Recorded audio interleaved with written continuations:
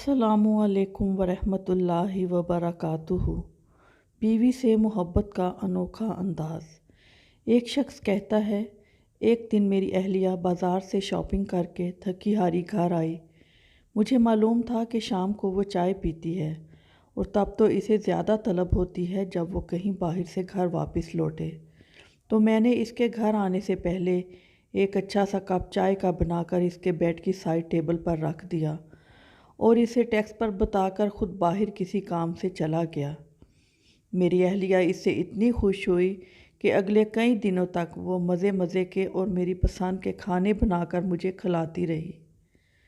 असल बात जो आपको समझानी है कि आपकी अहलिया भी घर में सारा दिन मेहनत करती है, आपकी खिदमत करती है। इसकी तारीफ़ कर दिया करें। हफ्ता में एक बार अपने हाथों से अपनी बीवी को नाश्ता बना दिया करें, जिस तरह वो आपको हर रोज़ बना कर देती है।